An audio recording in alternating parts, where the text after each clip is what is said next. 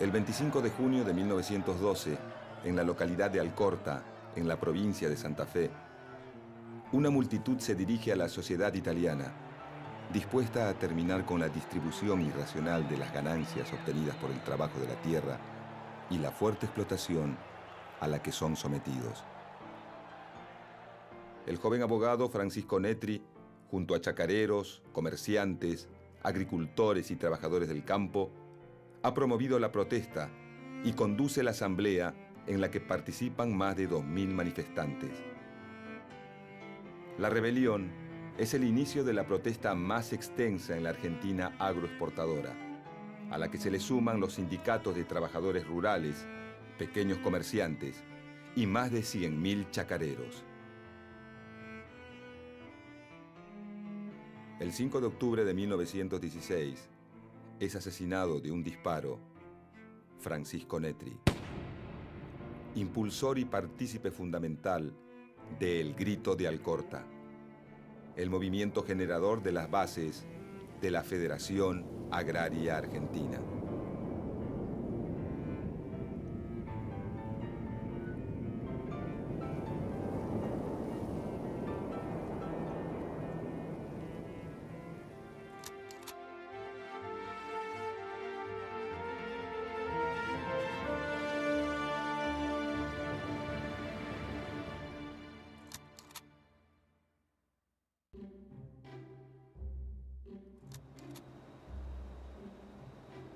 El proceso de industrialización que atraviesa Europa a fines del siglo XIX genera oferta de productos manufacturados, demanda de materias primas y excedente de capitales en busca de mejores márgenes de ganancia. Argentina, como otros países que ante la necesidad de mano de obra ofrecen salarios altos, recibe gran cantidad de inmigrantes expulsados de algunas zonas del viejo continente que sufren exceso de población, desocupación y hambrunas. América Latina se reacomoda en el nuevo mercado mundial y Argentina se incorpora como una de las principales productoras de alimentos y materias primas. La reorientación genera un nuevo patrón económico, el modelo agroexportador. Este modelo se basa en la exportación de carnes y granos, producidos a partir de la explotación extensiva de la tierra, que necesita de capitales externos para inversiones, y la incorporación de mano de obra inmigrante. Argentina cuenta con millones de hectáreas incorporadas a la fuerza, como resultado de las campañas de ocupación de los territorios de pueblos y comunidades indígenas.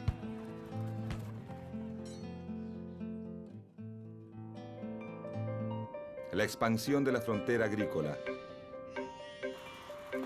el desarrollo del sistema ferroviario, el alambrado de los campos y la llegada masiva de inmigrantes para solucionar la escasez de mano de obra permiten la puesta en producción de millones de hectáreas. En 16 años se pasa de 200.000 hectáreas dedicadas al trigo a 1.600.000.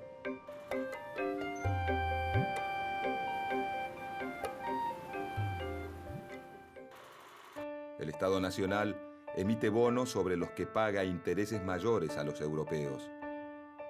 De esta manera, busca atraer capitales financieros extranjeros y utiliza esos préstamos para consolidar su aparato burocrático y militar. La gran mayoría del capital invertido es británico, dado que Gran Bretaña es la principal potencia económica mundial.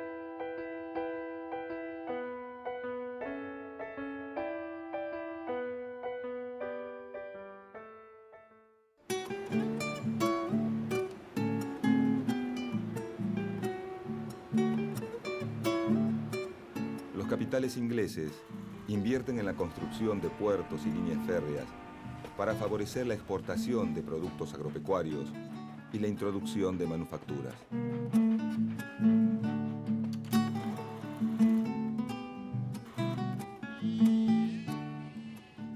Desde la década de 1850, en Argentina, comienza a desarrollarse la producción agrícola, a partir del proceso de colonización, que consiste en el loteo de tierras en parcelas de un tamaño rentable para la producción basada en la mano de obra familiar.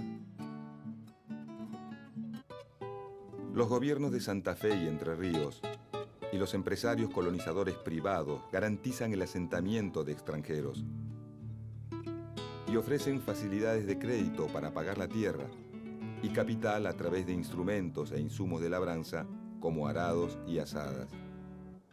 Con la llegada de inmigrantes, se desarrolla la producción agrícola en la zona norte de la región pampeana, en el centro y sur de Santa Fe y en el sudeste de Córdoba.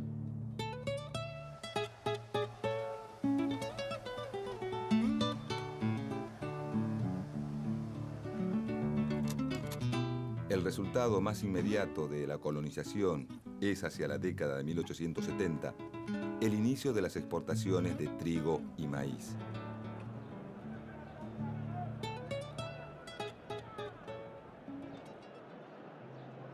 Para 1890, el crecimiento económico y la capacidad de consumo entran en crisis, provocando el cierre de muchos bancos, la consecuente pérdida de los depósitos y la bancarrota del Estado Nacional. La crisis del 90 tiene un duro impacto sobre los colonos que pagan las hipotecas de sus parcelas. Los dos grupos más numerosos y vulnerables son, por un lado, los pequeños arrendatarios que explotan la tierra en base a la mano de obra familiar, y por otro lado, los llamados braceros, que son peones y jornaleros empleados como mano de obra en la cosecha ante la demanda de brazos.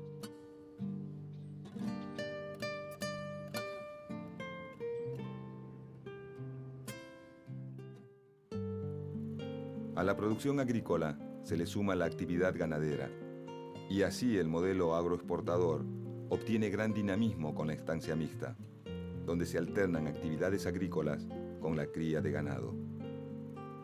Este sistema, sumado a las fuertes inversiones, principalmente de origen europeo, colocan a Argentina en condiciones de satisfacer la demanda de países como Gran Bretaña, Alemania, Bélgica, Francia y Suiza. El sistema productivo genera una estructura en la que el sector agrario es tan fuerte que se convierte en la clave del modelo económico.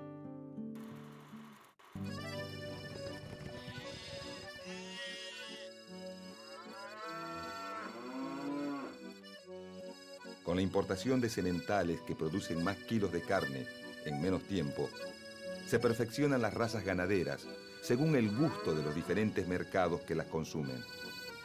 El grupo de productores dedicados al ganado refinado, dividido entre criadores y los que engordan a los animales, conocidos como invernadores, se consolida.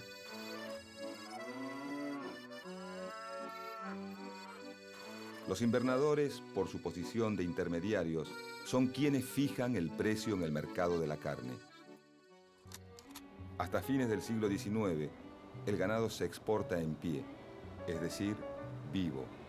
Pero a principios del siglo XX comienza la exportación de carne congelada y luego enfriada. La aparición del frigorífico es decisiva en el crecimiento de las exportaciones de carne, que también quedan en poder extranjero. Primero en manos británicas, Las Palmas y Smithfield, y más tarde en norteamericanas, Swift y Armour. Aunque también algunos frigoríficos como Sancinena y La Negra son de capital nacional.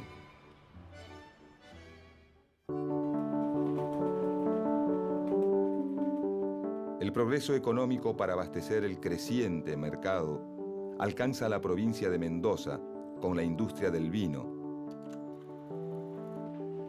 y a Tucumán, Jujuy, Salta y Santiago del Estero con la caña de azúcar.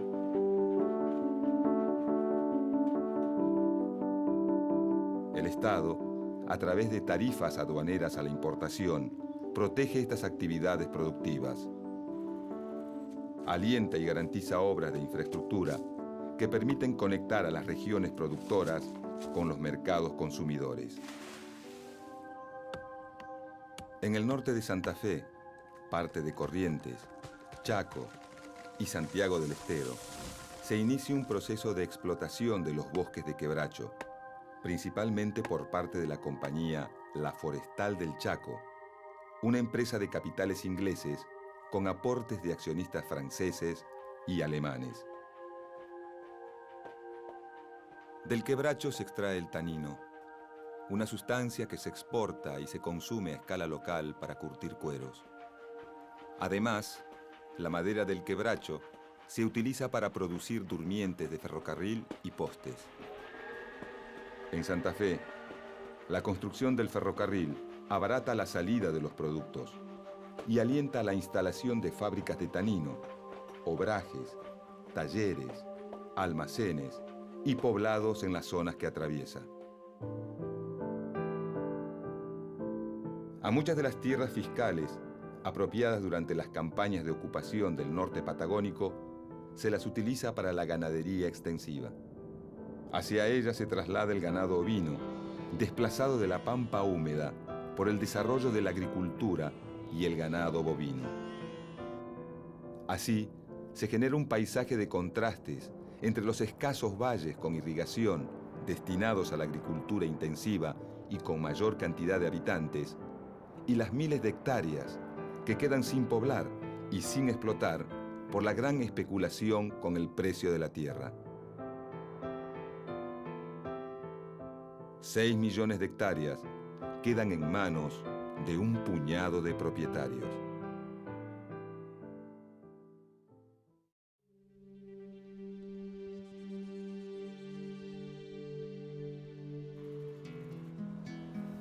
En 1907, el presidente Figueroa Alcorta decreta que el yacimiento de un pozo petrolero descubierto en Chubut es de propiedad estatal.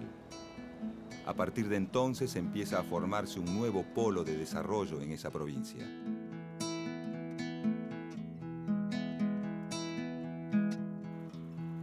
El desarrollo del ferrocarril permite la integración de las diferentes regiones del país, facilita la llegada de la mano de obra necesaria, de las mercaderías de consumo para la población en crecimiento y posibilita el aumento de la exportación de los diferentes productos.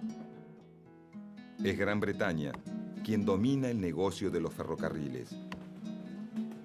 La expansión de la red ferroviaria es vertiginosa. Pasa de 9.400 kilómetros en 1890 a casi 34.000 kilómetros en 1914.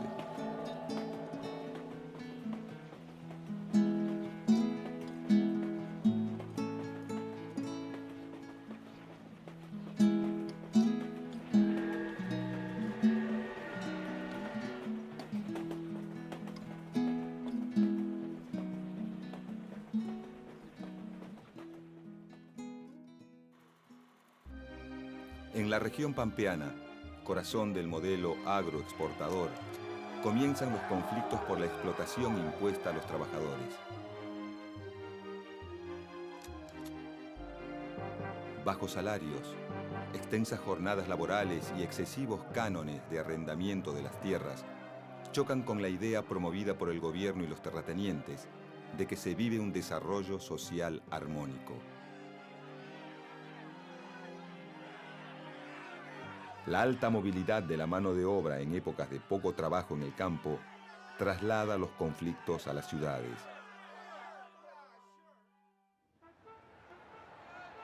Entre 1901 y 1904 se realizan varias huelgas protagonizadas por peones de la región pampeana, asalariados del sector cañero del noroeste y quebracheros de la zona chaqueña.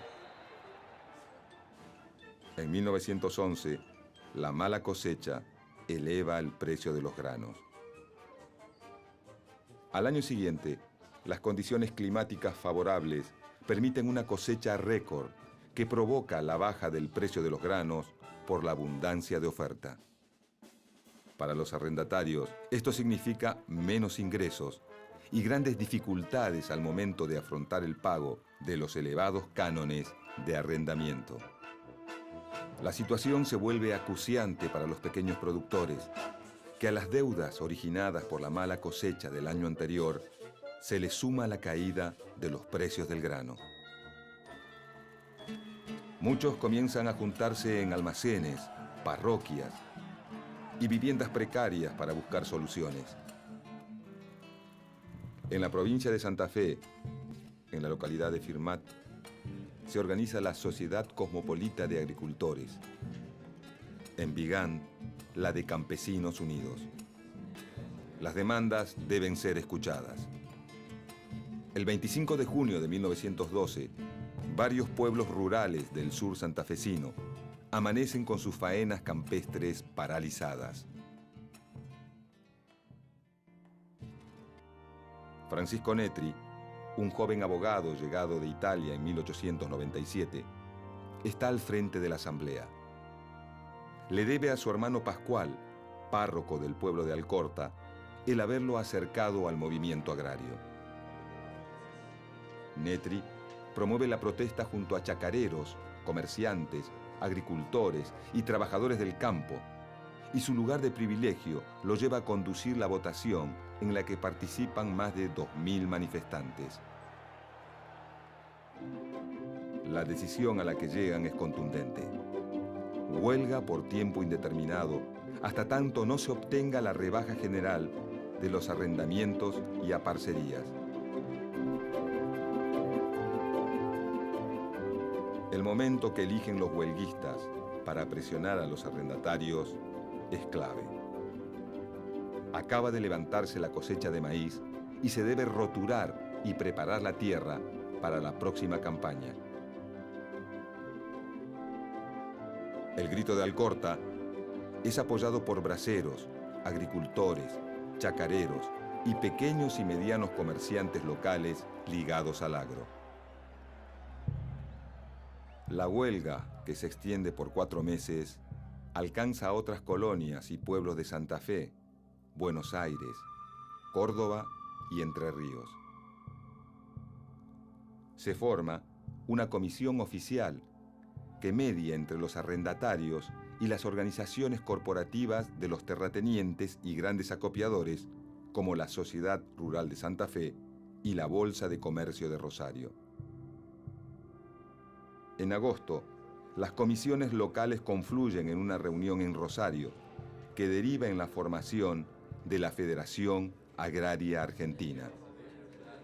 Netri se incorpora como asesor letrado de la comisión directiva.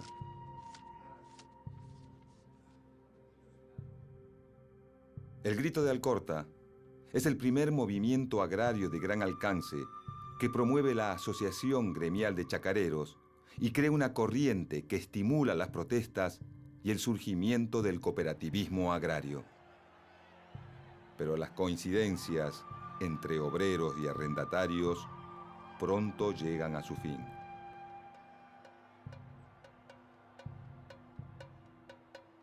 Los braceros se organizan y producen amplias huelgas de asalariados rurales con la esperanza de terminar con el trabajo esclavo al que aún son sometidos.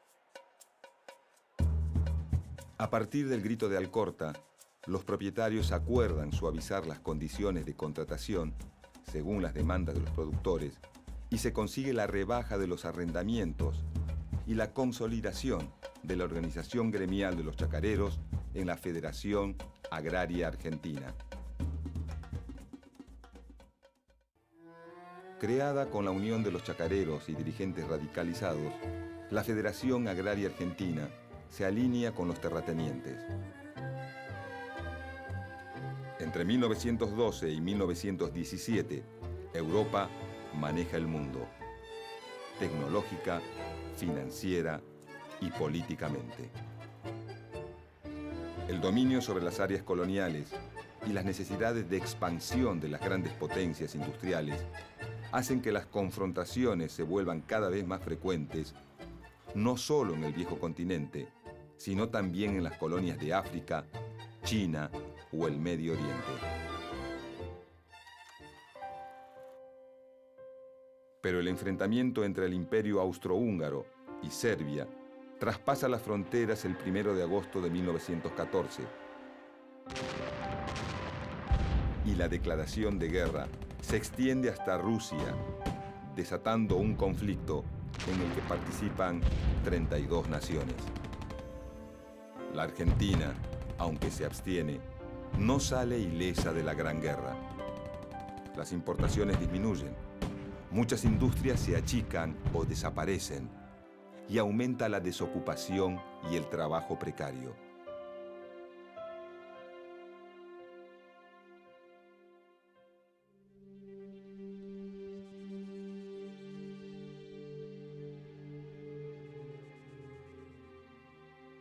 En 1916, mientras se dirige a la sede rosarina de la Federación Agraria, Francisco Netri recibe un disparo.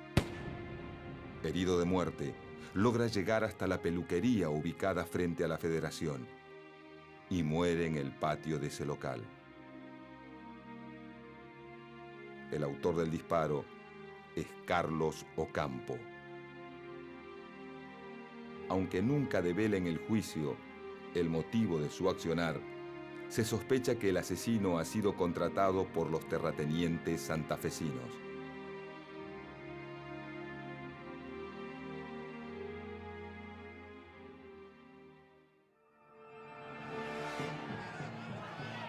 Para 1917, el estallido de la Revolución Rusa impulsa la radicalización de algunas fracciones locales de anarquistas, socialistas y comunistas. Pero la postura de los chacareros de no alinearse tras ningún ideal político les permite una mejor negociación frente a los gobiernos radicales, tanto en Santa Fe desde 1912 como a nivel nacional desde 1916 con las presidencias de Hipólito Yrigoyen. Esta posición negociadora lleva a la sanción de la primera ley de arrendamientos agrícolas en 1921.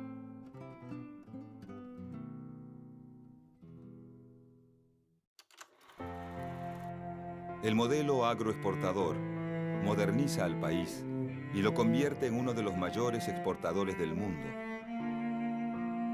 Pero al mismo tiempo, expone a la clase trabajadora a constantes y múltiples situaciones de explotación e injusticia.